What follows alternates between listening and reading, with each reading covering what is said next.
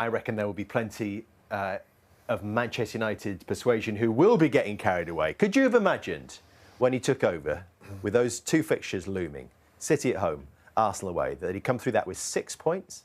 No, not on any front. Not on the front of getting the points, not on the front of seeing the levels of performance.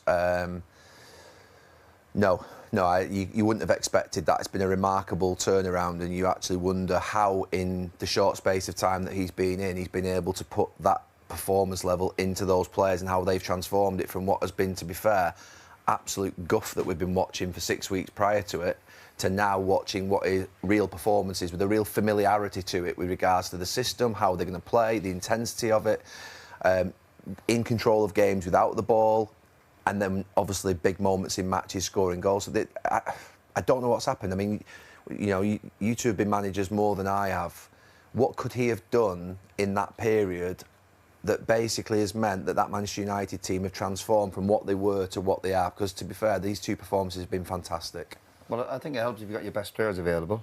That's definitely significant, isn't it? That's a big plus for him. And people like Maguire coming back in, you got your attacking options. The fact is, City had a bit of a weak game, Arsenal had a bit... All these little details do help. Because the one thing you would say with United's last two performances, they've certainly played with a lot of energy. They've had that look about them. It's the first time I've looked at them, because all talk during the season was United have no real distractions. But when I was watching the games, it looks like they've got loads of distractions. They weren't playing on the front foot. They weren't playing with loads of energy. But the last couple of performances, they certainly looked that way. And certainly their confidence and belief from the last performance today, even from the first few minutes, they had something about them. Again, the players go back to playing their positions. A settled team, they played the same 11 from last week. And confidence and belief in players is huge. Last week you said, Roy, it's one result. No, it's just two. one result. Yeah, no, now it's two results. Two big results. And at what point did then it become irresistible that Michael Carrick has to become a really strong part of this conversation about United's future? I think if United win every game from now till the end of the season, I still wouldn't be giving him the job. Why? I just think they need something, a bigger, more experienced manager. Simple as that. Carrick could win every game. Timing coming into the job was fantastic for him. And he said he's enjoying it. But you enjoy management when you're winning football matches, of course. But I think the size of the club and the challenges they face over the next few years, because really, I know I've heard Jamie Carragher mention the last few weeks, you want a manager you feel will come in and get Man United winning league titles. Are we all going to sit here and believe Michael Carrick can get United winning league titles? Well, we've only got evidence of the last 2 weeks. I know, but that's still not enough for me. If you think on the back of 2 wins he warrants the job, then that's your opinion, and I'm entitled to mine. I don't believe he's the man to get Man United back winning league titles. Does previous experience matter, Patrick? Everyone's talking about a more experienced figure, and Gary has made that point as well. But sometimes does the job fit? Yeah, I think you have a young manager, maybe with no experience, who deserve to have a chance. I think you look at that Inter de Milan with Christian Chivu, who is on the top of the league in the Serie A, and he's doing a good job, and I think he will win the league.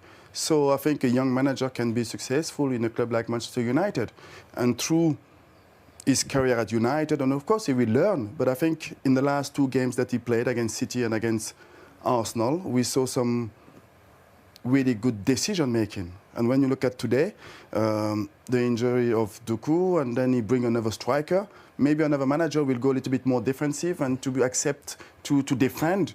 But no, he put one more striker, and I think that is brave from his part. And it's not an easy decision. So I think he deserves to have a chance to manage United. We discussed this last week. Manchester United face a pivotal decision on their long-term manager as talks reportedly swirl around Zinedine Zidane potentially becoming the permanent boss, though fresh developments suggest otherwise amid Michael Carrick's impressive interim tenure. Carrick, reappointed interim following Ruben Amorim's exit, has transformed the Reds' fortunes dramatically. Since taking charge until season's end, he's delivered an unbeaten run, winning 5 of 6 Premier League games, including gritty triumphs like the 1-0 over Everton courtesy of Benjamin Sesko, propelling United into strong contention for Champions League qualification. His controlled, disciplined style has instilled belief, with players responding to his calm authority and tactical nous honed from his playing days at Old Trafford. Zidane, the legendary 3-time Champions League winner with Real Madrid, has long been linked with United. Speculation intensified earlier, with some reports hinting at ongoing discussions for a permanent role. However, the latest credible updates indicate Zidane has reached a verbal agreement to succeed Didier Deschamps as France manager after the 2026 World Cup, effectively ruling him out of club management soon and dashing hopes of a blockbuster appointment at Old Trafford. This shift bolsters Carrick's case significantly. Insiders note he's nailed on for the full-time job if top four is secured, praised for his player rapport, results-driven approach, and alignment with the club's vision under INEOS. While Zidane's pedigree offers glamour and trophy-winning aura, his international commitment and past reluctance for Premier League adaptation raise questions. Carrick, a club legend with proven recent success in tough circumstances, represents continuity, stability, and momentum. Zidane would bring star power but uncertainty. For a club craving sustained progress, sticking with the man delivering now seems the smarter, more grounded choice over chasing a dream that may never materialize. Please like and subscribe.